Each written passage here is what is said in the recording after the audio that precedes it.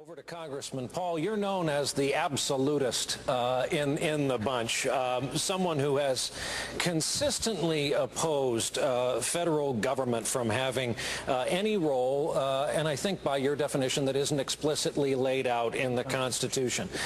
So this makes people curious. Is there a line with you? Where do you draw it? Does this include things like making cars safe, making medicine safe, air traffic control, controlling the jets above our heads? Well, I think in theory, if you understood the free market and a free society, you don't need government to do that. And we live in a society where we have been adapted to this, and you can't just drop it all at once, but you can transition away from it. On regulations, no, I don't believe in any of these federal regulations, but that doesn't mean I don't believe in regulations. The regulation of the marketplace takes care of it. Just think if we had the regulations on the market that dealt with the bankruptcies, that had to go bankrupt. We wouldn't have been able to bail out the big banks and the big corporations and dump on the poor people. Well, so the market would dictate it. You can't commit fraud. If you need detailed regulations, you can do it at the state level, but the federal government is not authorized to nitpick every little transaction. The way they use the interstate commerce clause is outrageous as far as I'm concerned. Well, 30 seconds more for devil's advocate here, because would you then put it on the drug companies to say, no, we're bringing this to market, trust us, it's a fantastic drug. All the pilots in the sky to add to their responsibilities, their own air traffic control in an organic way. What I said is theoretically it could be privatized, but who ends up doing the regulations on the drugs? They do as much harm as good. They don't take good care of us. Who gets to write the regulations? The bureaucrats write the regulations, but who writes the laws? The lobbyists have control, so the lobbyist from the drug industry has control of writing the regulations, so you turn it over to the bureaucracy, but you would have private institutions that could become credible. And I mean, do we need the federal government to tell us whether we buy a safe car? I say the consumers of America are smart enough to decide what kind of car they can buy and whether it's safe or not, and they don't need federal government hounding them and putting so much regulations on that our car industry has gone overseas. Congressman, thank you. Over to Speaker Gingrich. Thank you, Congressman Paul. Another question from a Politico reader. Do you advocate getting rid of the minimum wage? Would that create more jobs? Absolutely, and it would help the poor, the people who need a job. The minimum wage is a mandate. We're against mandates, so why should we have it? No, it would be very beneficial. But I was trying to get your attention a little while ago. There's 8 of us up here. I'm a physician, but you sure weren't going to ask me any medical questions. But I would like to address that just a little bit. First off, you know, the governor of Texas criticized the governor of Massachusetts for Romney Care, but he wrote a really fancy letter supporting Hillary Care, so we probably ought to ask him about that. But mandates, that's what the whole society is about. That's what we do all the time. That's what government does. Mandate, mandate, mandate. And well, we talk so much about the Obama mandate, which is very important, but what about Medicare? Isn't that a mandate? Everything we do is a mandate. So this is why you have to look at this at the cause of liberty. We don't need the government running our lives. And I do want to address the subject of $2 oil or gasoline, because I can do much better than that. I can get you a gallon of gasoline for a dime. Thank you, Congressman. Well, now I got to finish the sentence. You didn't give me time before. I can These get are you rules that all of you agreed to that Brian and I will try. Let's hear that, yeah. Finish the sentence or you're all done. Okay, I'm going to finish the sentence then. Please. Okay, you can buy a gallon of gasoline today for a silver dime. A silver dime is worth $3.50. It's all about inflation and too many regulations. Now, Governor Perry, I saw you nod your head. John. I saw you nod your head. Speaking of letters, I was more interested in the one that you wrote to Ronald Reagan back and said, I'm going to quit the party because of the things you believe in. Oh, I need an answer on that. It had... You've got a 30-second rebuttal time. I strongly supported Ronald Reagan. I was one of 4 in Texas, and one of 4 members of Congress that supported Reagan in '76. And I supported him all along. And I supported all his issues and all his programs. But in the 1980s, we spent too much, we taxed too much, we built up our deficits, and it was a bad scene. Therefore, I support the message of Ronald Reagan. The message was great, but the consequence, we have to be honest with ourselves. It was not all that great. Huge deficits during the 1980s, and that is what my criticism was for. Not for Ronald Reagan's message. His message is a great message. Funny thing about the mail, kind of tends to live on forever. To all of you. Thank you. Congressman Paul, we've been talking just now about Governor Perry's rhetoric, but let's talk about his record.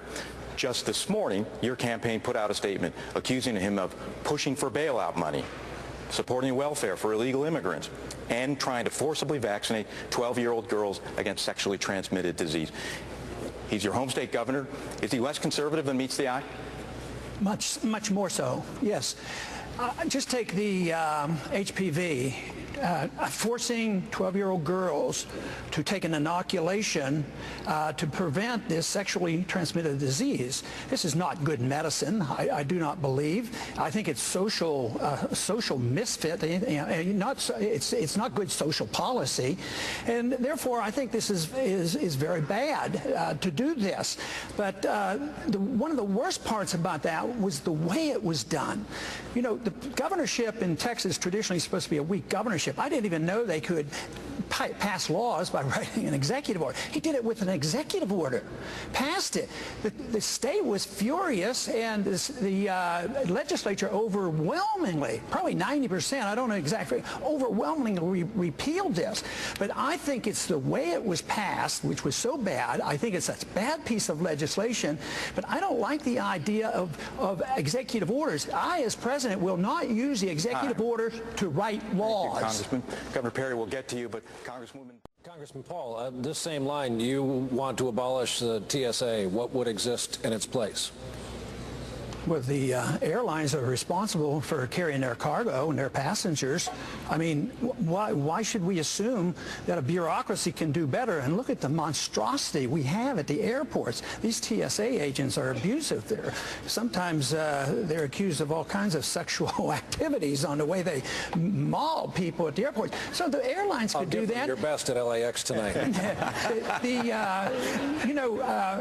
I would think the airlines should treat passengers as well as a company that hauls money around, and they protect their money. They have private guards, and they could do it.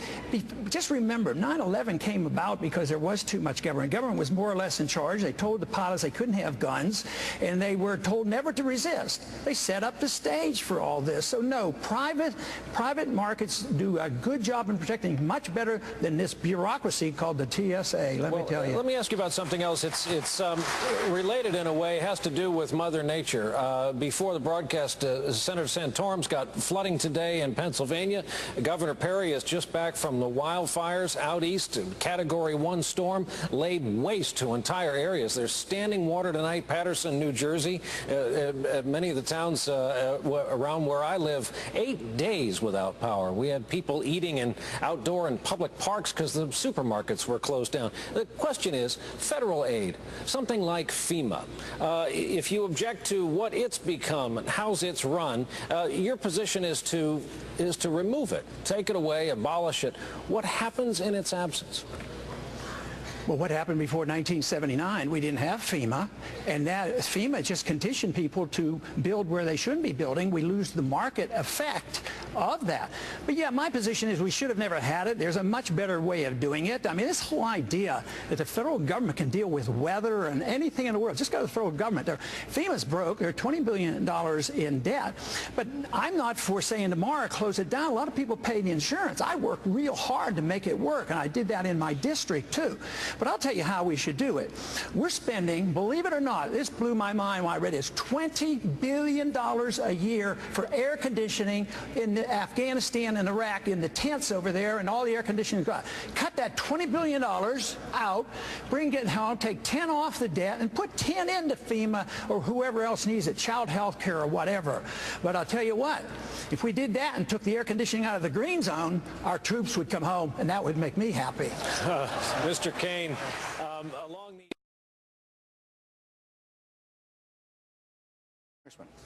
your thoughts? Obviously, it's a very big problem. I think we need to remove the incentive, easy road to citizenship. Nobody has mentioned the fact that they qualify for benefits as well, you know, the welfare benefits that we shouldn't have to give. The state of Texas shouldn't be forced to provide free health care and free education. But there is a mess down there. It's a big mess, and it's the drug war that's going on there, and our drug laws are driving this. So now we're killing thousands and thousands of people. That makes it much more complicated. But the people who want big fences and guns, sure, we could secure the borders. A barbed wire fence with machine guns, that would do the trick. I don't believe that's what America is all about. I just really don't. We can enforce our law. If we had a healthy economy, this wouldn't be such a bad deal. People are worrying about jobs. But every time you think about this toughness on the border and ID cards and real IDs, think that it's a penalty against the American people too. I think this fence business is designed and may well be used against us and keep us in. In economic turmoil, the people want to leave with their capital, and there's capital controls and there's people control. So every time you think of a fence keeping all those bad people out, think about those fences maybe being used against us, keeping us in. To my colleague, Jose Diaz-Balart, thank you. Thank you very much. Congressman Paul, a long time ago, a fellow Texan of yours, a young student teacher in Cotulla, Texas, was horrified to see young kids coming into the classroom hungry, some of them with distended bellies because of hunger. He made a vow that if he ever had anything to do about it, the government would provide meals, hot meals at best, in schools. The young student teacher, of course, was later went on to be President Lyndon Johnson. Do you think that is any more, providing nutrition at schools for children, a role of the federal government? Well, I'm sure when he did that, he did it with local government, and there's no rules against that. That'd be fine. So that doesn't imply that you want to endorse the entire welfare state. You endorse all welfare. Anytime I challenge it, you're going to challenge the whole welfare system. No, it isn't authorized in the Constitution for us to run the welfare state, and it doesn't work. All it's filled up with mandates, and the mandates are what we're objecting to. I want to repeal all the mandates, but yes, if there are poor people in Texas, we have a responsibility. I'd like to see it voluntary as possible, but under our Constitution, our states have that right. If they feel the obligation, they have a perfect right to. So don't always try to turn around and say that we who believe in liberty, we lack compassion. Because we who believe in liberty and understand the market, we're the only ones that really understand how people are taken care of, how they are fed, and how people have jobs. It's the market. It's never the government that does it. So this whole idea that there's something wrong with people who don't lavish out free stuff from the federal government somehow aren't compassionate enough. I resist those accusations. Congressman, thank you. Somewhat...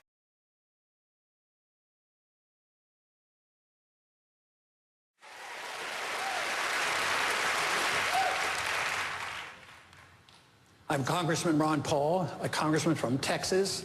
I've been in the Congress for 20 years. My goal has always been to promote the cause of liberty and to obey the Constitution. I plan to do that as president as well.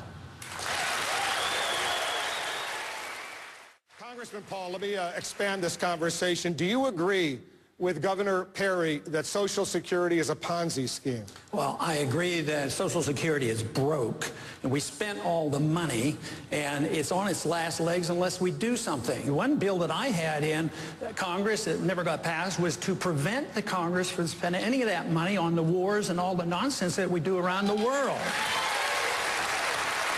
Now, the other thing that I would like to see done is a transition. I think it's terrible that the Social Security system is in the problems. It has the problems it has.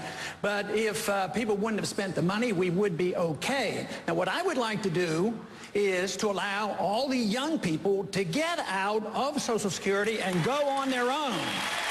Now, the big question is how would the funding occur? All right, hold that thought for a minute, because I want Herman Cain.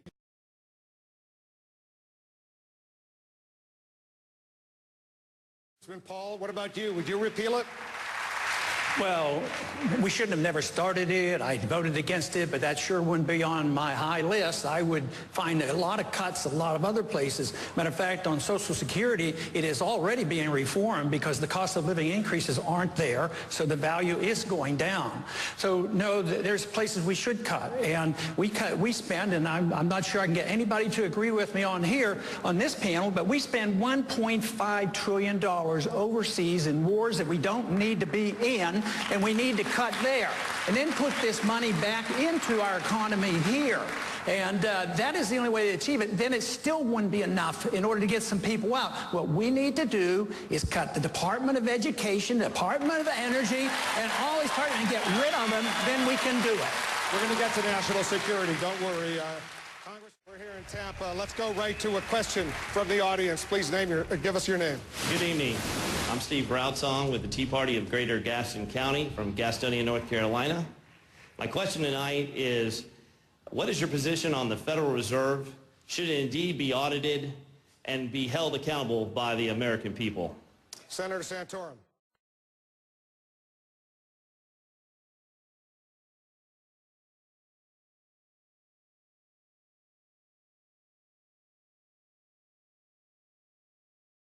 Congressman Paul, you're from Texas. Does your governor deserve all that credit? Not quite. I'm a taxpayer there. My taxes have gone up. Our taxes have doubled since he's been in office. Our spending has gone up double. Our debt has gone up nearly triple. So, no, and 170,000 of the jobs were government jobs. So I would put a little damper on this, but I don't want to offend the governor because he might raise my taxes or something.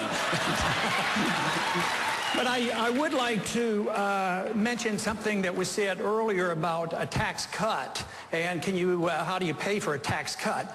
I think that's the wrong principle, because when you give people their money back, it's their money. You don't have to pay for it. That means the government owns all of our money if you look that way. All right. So we have to cut the spending, and a good way to start, there's a little embassy we built over in Baghdad. It cost us $1 billion. It's bigger than the Vatican. That's what's bankrupting this country, and that's the easy place to cut. That's where we should be cutting. Governor Perry, Congressman Paul. The executive orders have been grossly abused by all administrations for a lot of years. But you can't. But some executive orders are legal. When the president executes proper function of the presidency, like moving troops and other things, yes, it's done with an executive order. But the executive order should never be used to legislate. That is what is so bad. So the executive order should be taken under control, and I made a promise, if as president, I would never use the executive order to legislate. Governor Perry, as you well know, before I get to Michelle Bachmann, I want to you're a physician, Ron Paul, so you're a doctor. You know something about this subject. Let me ask you this hypothetical question. A healthy 30-year-old young man has a good job, makes a good living, but decides, you know what, I'm not going to spend $200 or $300 a month for health insurance because I'm healthy, I don't need it. But, you know, something terrible happens, all of a sudden he needs it.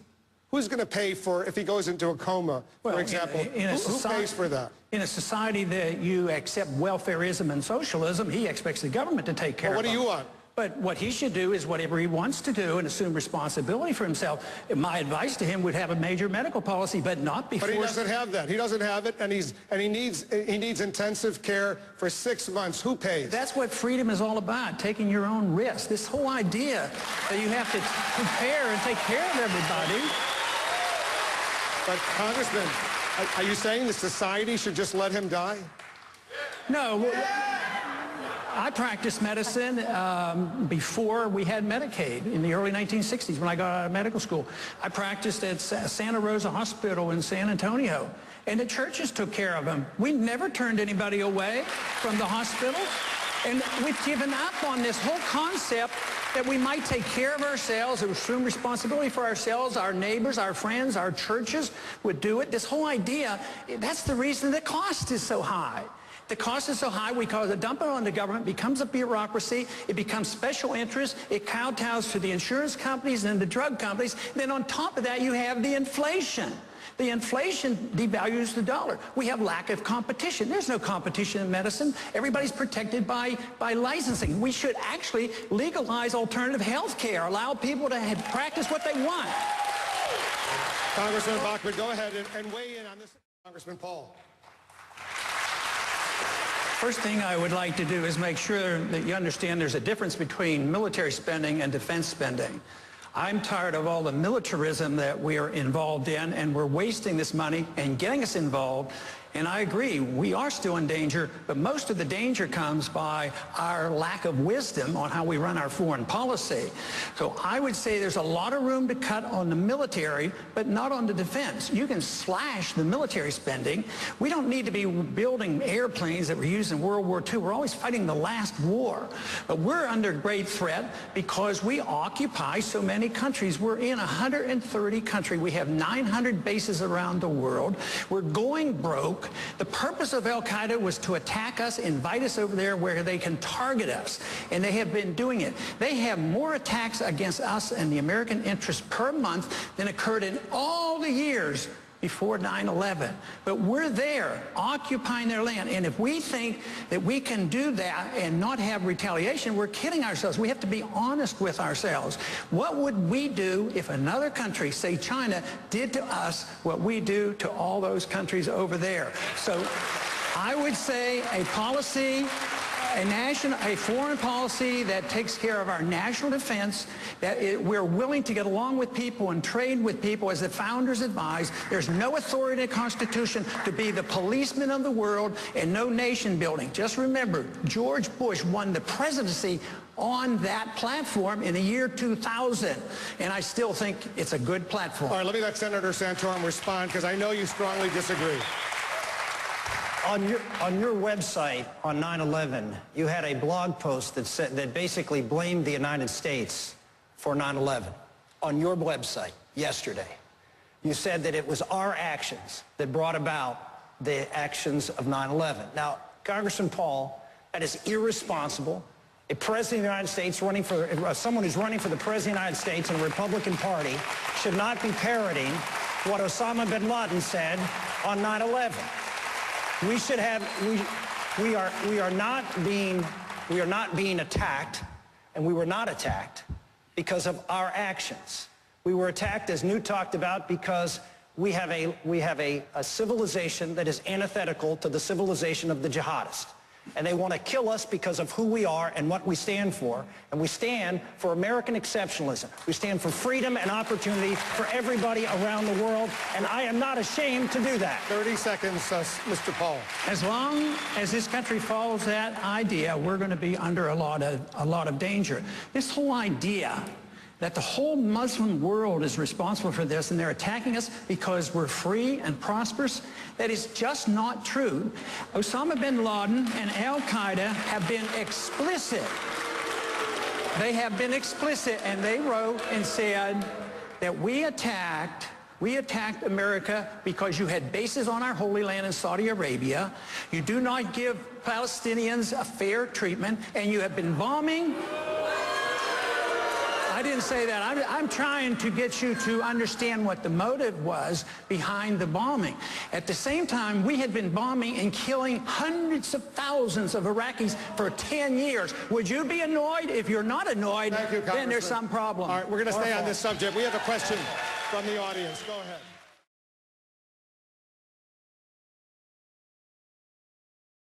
Together. Congressman Paul. I'd bring a bushel basket full of common sense, and I would also bring a course in Austrian economics to teach the people the business cycle and why the Fed creates inflation and depressions and all our unemployment problems. Governor Perry. It's simple. Now, let's meet the candidates. Congressman Ron Paul. We'll show you the video that got the most votes of all the video questions submitted to YouTube, and this one comes, as you can see, from Brandy and Michael in Spencer, Indiana. There's growing concern among Americans about the size and the scope of the federal government and its infringement upon state and individual rights. If you're elected president, how do you plan to restore the 10th Amendment hold the federal government only to those enumerated powers in the Constitution and allow states to govern themselves. Congressman, what's your answer for Brandy and Michael? Well, obviously it would take more than one individual, but the responsibility of the president would be to veto every single bill that violates the 10th Amendment. That would be the solution. Anything else, sir? You got a little time left. Well, I'll tell you what, that is the subject that is crucial because government is too big in Washington, D.C. It's run away. We have no controls of spending, taxes, regulations, no control in the Federal Reserve printing money. So if we want government, whether it's medical care or whatever, it's proper to do it at the local level as well as our schools. But there is no authority in the Constitution to do so much of what we're doing. There's no authority for them to run our schools, no authority to control our economy, and no authority to control us as individuals on what we do with our personal lives. Thank you, Congressman. Okay, we got to the full answer there at the end. Hi, I'm Stella Lohman from Atlanta, Georgia. I've taught in both public and private schools and now as a substitute teacher. I see administrators more focused on satisfying federal mandates, retaining funding, trying not to get sued, while the teachers are jumping through hoops, trying to serve up a one-size-fits-all education for their students. What, as president, would you seriously do about what I consider a massive overreach of big government into the classroom? Congressman Paul. If you care about your children, you'll get the federal government out of the business of educating our kids. In 1980, when the Republican Party ran, part of the platform was to get rid of the Department of Education. By the year 2000, it was eliminated, and we fed on to it. Then we, as Republicans, added No Child Left Behind. So the first thing a president should do is the goal should be set to get the government out completely, but don't enforce this law of No Child Left Behind. It's not going to do any good, and nobody likes it. And there's no value to it. The teachers don't like it, and the students don't like it. But there are other things that the federal government can do, and that is give tax credits for the people who will opt out. We ought to have a right to opt out of the public system if you want. Congressman Paul, I want to ask you a question about a comment you made a couple of weeks ago about a border fence with Mexico. Here's what you said, sir. I want to quote it. There's capital controls and there's people control. So every time you think of a fence keeping all those bad people out, think about those fences maybe being used against us, keeping us in. Question, Congressman. Do you know a lot of Americans who want to take their money and flee the United States of America? There are some. All the candidates up here talk about repatriation of dollars. They've already taken them overseas. We're talking about trying to bring in $1.5 trillion because they leave our country because we make it uncomfortable. Too many regulations, too much taxation. They can't start business. They've lost confidence. Yes, when countries destroy a currency, they do lead to capital controls and they lead to people control. So I think it is a real concern. And also, once you have these data banks, the data banks means that everybody's going to be in the data bank. You say, oh no, the data bank's there for the illegals. But everybody's in the data bank. That's national ID card. If you care about your personal liberty, you'll be cautious when you feel comfortable. Blame all the illegal immigrants for everything. What you need to do is attack their benefits. No free education, no free subsidies, no citizenship, no birthright citizenship. And that would get to the bottom of it a lot sooner. But economically, you should not ignore the fact that in tough economic times, money and people want to leave the country. That's unfortunate. Congressman Paul, thank you very much, sir. Congressman Paul, you have said that you believe that life begins at conception and that abortion ends an innocent life. If you believe that, how can you support a rape exception to abortion bans? And how can you support the morning after pill? Aren't those lives just as innocent? They may be, but the way this is taken care of in our country, it is not a national issue. This is a state issue. And there are circumstances There are circumstances where doctors in the past have used certain day-after pills for somebody with rape, and quite frankly, if somebody is treated, you don't even know if a person is pregnant, you don't even know if there's a disease, but if it's 24 hours after rape, I don't know how you're going to police it. So I don't think you should create, we have too many laws already. Now, how are you going to police the day-after pill? It doesn't make any sense to me in a practical matter. So I would say that nobody can outdo me on respect for life. I've spent a lifetime dealing with life, but I still think there is a time where the law doesn't solve the problems. Only the moral character of the people will eventually solve this problem, not the law. What I'm asking for is, how are you going to turn this country around?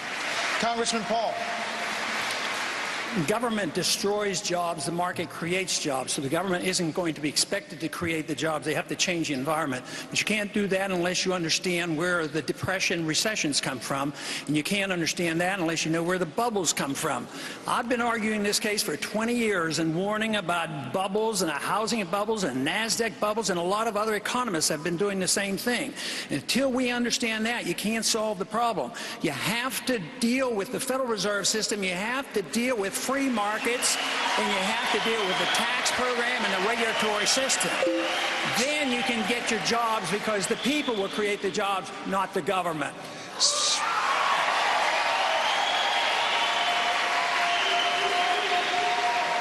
Waiting for the applause. Congressman Paul, heard away. I don't plan to make a choice at the moment, because I am on national polls. It seems like I'm in third place now. I think it would be inappropriate. As soon as I'm one of the two top tier, then I will start thinking along that line. But right now, I'm going to defer and just work very hard and make sure that I stay in the top tier, and then eventually be one of the top two contenders. Congressman Paul, come on up. Hey, Newt. Good job. Congressman Ron Paul, ladies and gentlemen. Thank you. Hey, Jim. You have 3 minutes for an opening statement. Thank you very much. Thank you for the invitation, and thank you for the format. I understand that we were supposed to address the subject of first principles. I've been trying to do that for about 35 or 40 years, and I welcome the opportunity to talk about first principles, because that's what America is all about, and the first principle for America should be liberty. And I think we've forgotten about that, and we now are run by a bunch of lobbyists and special interests, and we have forgotten about liberty. But Thomas Jefferson was very clear about liberty, and he told us where liberty came from. It came from our Creator. It didn't come from our government. And if we believe in liberty, we have to also understand exactly what our revolution was all about. Because the contest then at that time was against tyranny, as all history has been. Tyranny versus liberty. We had the best taste of liberty ever. And we had the freest country and the most prosperous country. And today, it is slipping away. The last 100 years, I think it's been slipping away, and it's a real challenge. But the founders decided that liberty was the cause, and it should be the cause of all political action. And for that reason, they wrote a document that was not perfect, but it was really the best ever written.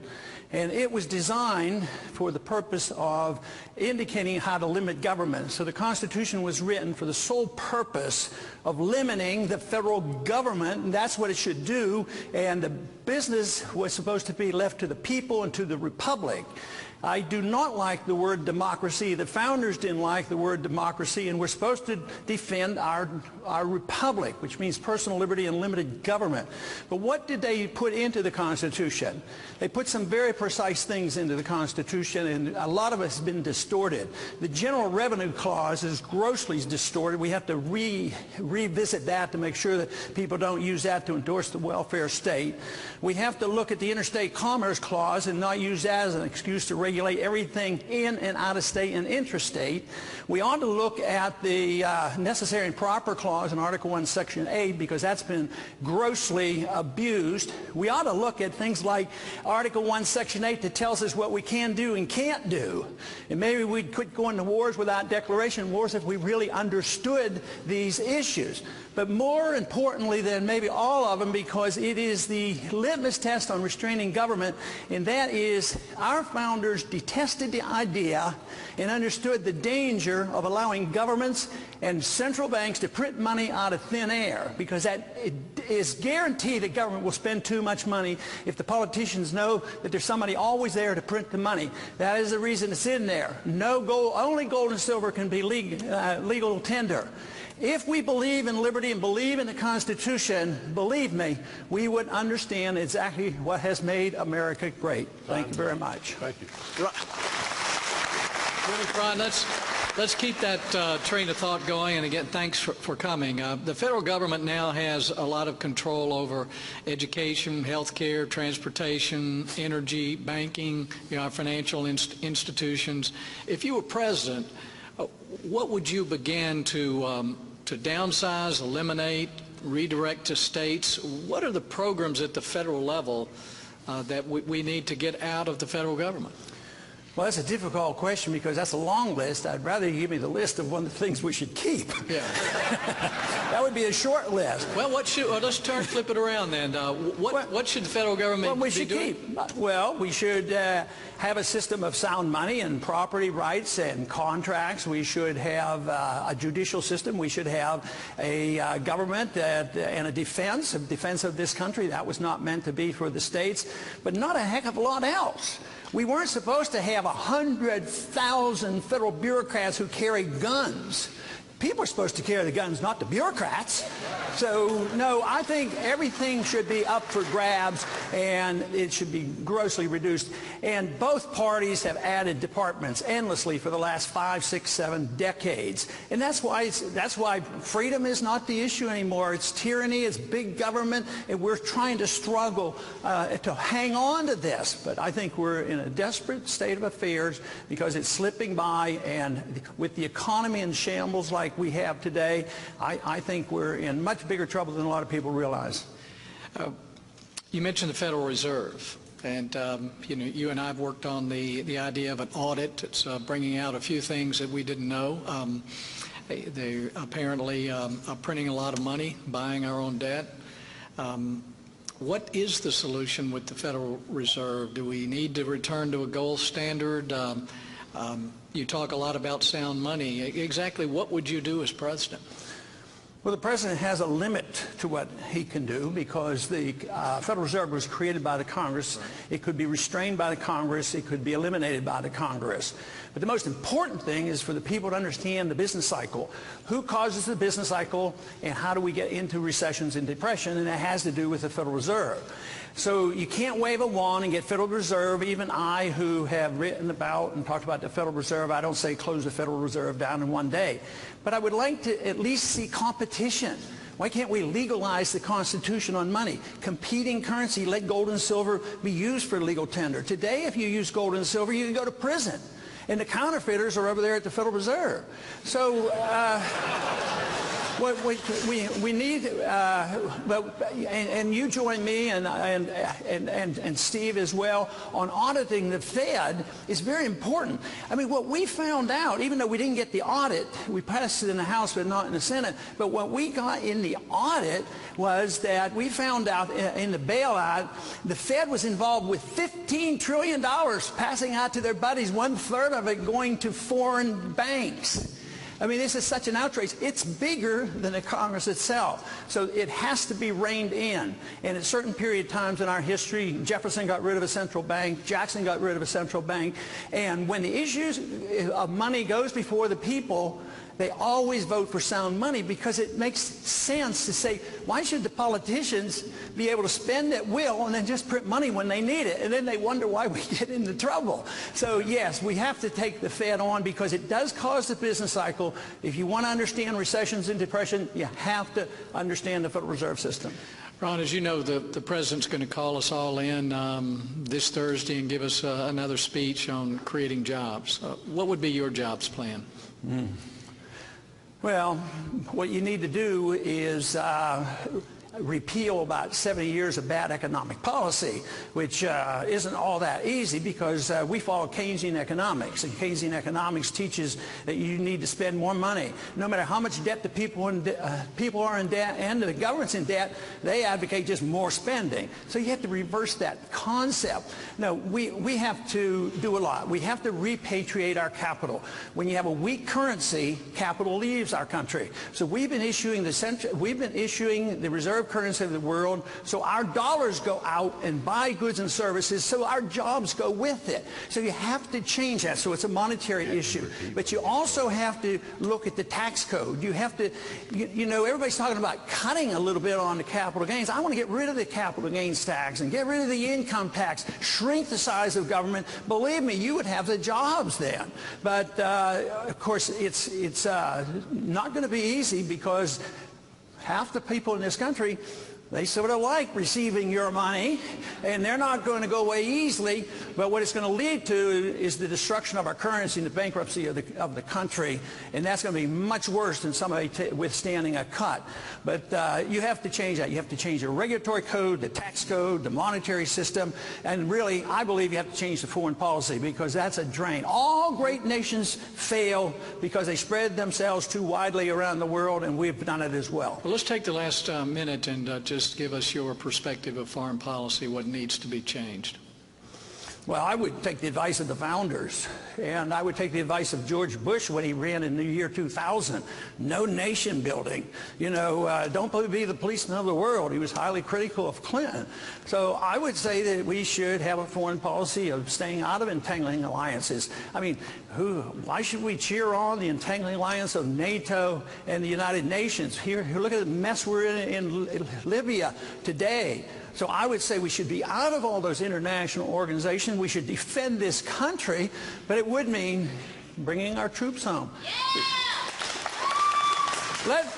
Let the troops come home and spend their money here. Now, that would be a monetary injection I could support.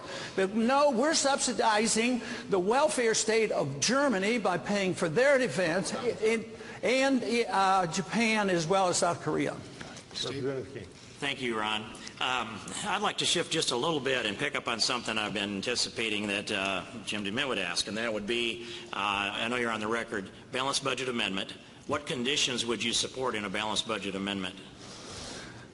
Well, I don't want any chance that they would raise taxes to balance the budget. So, and I support the general concept of a balanced budget amendment, but I emphasize the spending side of the equation, that we have to cut the concept of government, the appetite for big government. But, and again, the balanced budget amendment, we should do it. Jefferson wanted to have it. They rejected him. But if you don't deal with the Fed spending more money than we spend, it doesn't accomplish anything. They, spent trillions of dollars more, so we have to deal with that whole concept. There's going to be a vote on a balanced budget amendment, at least we anticipate, and that balanced budget amendment is not defined in the bill that sets up the super committee. And so there is a balanced budget amendment that's on the calendar of the House that caps it at 18% of GDP, requires a supermajority to waive the balance, to raise taxes, or to, raise taxes or to waive the balance. Would you support a constitutional amendment that put those conditions in it? Assuming you think that's, a restriction, a good restriction. Yes. Yeah, I would lean toward doing that, but I don't think there's enough restrictions on there because I think there's a fallacy in our GDP. Because, if we rebuild a lot of buildings because we have hurricanes, the GDP goes up. So the GDP is not a good measurement of economic growth. But no, I would certainly, most likely I would support that, but I don't like the GDP approach because it's a deceptive economic term. Let me, Robert Rector of the Heritage Foundation released a study a year and a half or so ago that identified 72 different means-tested federal welfare programs, 72. And I'm pretty confident no one could list them from memory nor describe how they work. How would you address this welfare state that America has become? Well, it's going to be difficult unless we change the attitude of the people because we're living now with a third or fourth generation that have been taught that entitlements are rights. And liberty and rights aren't have anything to do with entitlements. Entitlements means that you can take somebody else's money, you know, and the government's there to redistribute it. So you can't do it. You have to do, you know, waste, fraud, and abuse. We have to do whatever we can, but that's not it. It's the philosophy of the entitlement system. But every time, so often when we think about the entitlement, generally we think about, oh, somebody's going to get food stamps. Well, let me tell you, the big entitlements goes to big corporations. That's where the corporation, that's where a lot of the money goes. You have to look at everybody who gets a check. And a lot of corporations get special benefits and checks, so that whole idea of redistribution of wealth has to be challenged. But any program that you can, you know, chisel away at, I think you have to do it. But that's the crisis we face, because we've witnessed it already. Every time you go and make a little cut, some of our state governors try to make cuts, and there's a lot of dissent. A lot of people get very angry over it, and we have to be prepared for that, because the financial crisis is going to get a lot worse. By next summer, the big tax is coming, and that's going to be the inflation tax, because we have fallen back on this idea that we can spend and print money, and the devaluation of our currency every single day is being devalued sharply. And if you look at its relationship to gold, you realize how big of the trouble is that we're facing. I just concede to your points on currency and the Fed, and go to the welfare state of this again. And I would pose this question, that there's data out there that shows that 47% of the households don't pay federal income tax, 51% of wage earners don't pay federal income tax, with 72 welfare programs out there. So if you could fix the Fed, are the rest of these a problem, and how do you really address those so it's effective? Well, you know, I would say that when people ask me that half the people don't even pay taxes, I say we're halfway there. But no, I know you don't want me to talk about the Fed, but it's the Fed that causes the deficits and the entitlement, because we don't have to tax people, we don't have to borrow the money. We know, everybody knows that if Congress runs up these debts, the Fed is the lender of last resort. They're the creator of the money of last resort. So you can't address entitlements unless you look at the monetary system. Okay, well, all right, I want to go another step in this. The global reach component of this, as you were finishing up when Jim was talking, that what's the globe look like if you start bringing back American troops? You pull them out of Germany, out of Japan, out of Korea. Is there any place out there that you would have forces outside the territory of the United States? No, I'd bring them all home. I'd bring them home. Would you then project power into any part of the world with the Navy? No, power. You want to have the facility to defend our country, but we're less able to defend ourselves right now, because the number one threat to us now is terrorist attacks. And you know, before 2003, when we went into Iraq, on the average there were 3 suicide attacks per year. By 2007, there were 700 per year. So the attacks have grown by leaps and bounds because of the very presence that we have overseas. The troops are over there because of miscalculation, and the miscalculation is the fact that we've never asked, as a country, what was the motivation of 9/11.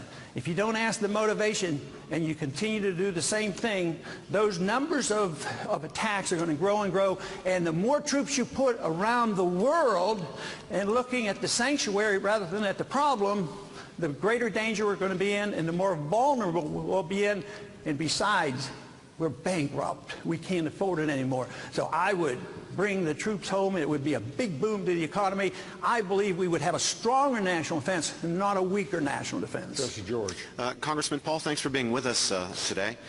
As you know, after the Civil War, the Constitution was amended 3 times, and there were additional powers delegated to the national government. And I want to call attention particularly to the power delegated to the national government in the 5th section of the 14th Amendment, and that's the power to enforce the guarantees of privileges and immunities and due process and equal protection in the 1st section of the amendment. Now, I know that you have a strong and consistent pro-life voting record in the Congress. You believe in the inherent and equal dignity of all members of the human family, including the child in the womb. So I'm wondering whether, in view of those delegated powers, you would, as President, propose to Congress appropriate legislation pursuant to the 14th Amendment to protect life in all stages and conditions, or do you believe that you would have to wait for the Supreme Court to reverse itself in Roe versus Wade before you could do that? No, I wouldn't wait for a constitutional amendment. I wouldn't wait for Roe versus Wade to be reversed, but I would, remove the jurisdiction from the federal courts so the states could immediately do what they want. And we wouldn't have wasted the last 10 years trying to stop the abortion. But when you refer and use the 14th Amendment, it implies that the 14th Amendment repealed the 9th and the 10th Amendment, and I don't quite read that into that. The people who use the 14th to do almost anything they want because it's now a federal government. And it is true, the 14th Amendment has been used to increase the size and scope of the federal government, which I disagree with because I think it should be held at the local level. But in no way should you interpret the 14th Amendment as repealing the 10th Amendment in particular. Well, it's certainly true that any constitutional provision can be abused, and many of them have been abused. But the language of the 14th Amendment is very clear. It says that no state shall deprive any person of life, liberty, or property without due process of law, or deny to any person the equal protection of the laws. But if that were the case, they would have taken, no states would be involved in dealing with murder, injuries, second-degree murder, manslaughter, robbery, armed robbery. Everything is still states. So if you just can't pick out one, you should have no state laws against murder. Under your circumstances, this should be a federal issue. Well, only if the murder laws are being denied to the protection of the murder laws are being denied to a class of people. So, for example, if the state withdrew its protections against killing, if the person killed is of a certain race or ethnic group, then certainly under the 14th Amendment, the national government would be empowered to act. So if it withdraws its protection, the state withdraws its protection from a class of human beings, let's say the unborn, or if it were the newly born or handicapped newborns, wouldn't that call for, not only permit, but call for action at the national level under Section 1 of the 14th Amendment? If you wanted to stretch the interpretation and enhance the power of the central government rather than enhancing the power of the local government because they deal with all acts of violence, I mean, I think they're quite capable of doing it. Some of these things are more difficult. Some states have capital punishment, some places don't, and I can understand your argument, but I think it really rejects the notion that the states were part of this republic that we created. So if you get gradualism of sending more and more, soon as the Interstate Commerce Clause, soon as the General Welfare Clause, and I think when we can, and we certainly can, we've done it for all our history to deal with violence and murder. This has always been a state issue, and I don't see why we would have to turn that into a federal issue. Matter of fact, the founders never even thought we should have, a federal police force, but we do. We have a federal police force, and you're sort of asking for more policemen, at the federal level, and I don't understand why we've met so much resistance on returning the jurisdiction or removing the jurisdiction from the federal courts. If we had done that 10 years ago, you'd say millions and millions of abortions being done because the states could have prohibited it right away. You could have done it with a majority vote with the president signing it. You wouldn't have had to wait for the Constitution to be changed. You wouldn't have to wait for Roe versus Wade to be repealed by the courts. Well, Congressman Paul, if I can shift to another issue. Poverty is a reality in the United States of America. Unfortunately, we're the greatest, wealthiest country in the world. We know that past well-intentioned efforts, especially at the federal level, to fight poverty with big bureaucratized government-run programs have not been effective. Often they've done more harm than good. But does that mean that there is no role for the national government in fighting poverty, or do you see some role that the national government would play? If not, should this be a state issue, or is this an issue simply for private charity? What's your view? Obviously, it should be a state issue. It shouldn't be a federal issue because you even admitted it doesn't work very well. So, no, it should be a state issue, but it has a responsibility, if you understand the economic environment that is necessary that the federal government can create, sound money, Don't overregulate. Don't overtax. Don't run up deficits. That's the environment that the federal government creates, destroys the job. That whole system of taxation and monetary policy sends our jobs overseas. So yes, they have a responsibility. But to say, well, all right, yes, there's only a few people who need our help, so we're going to give food stamps for the very needy. Well, what happens is you give food stamps for the very wealthy, and you endorse that principle 100%. We're running out of time, but is time up? I'm very sorry, David. Yes, thank you, very much, Congressman Ron Paul. Thank you. And next, former Massachusetts Governor Mitt Romney.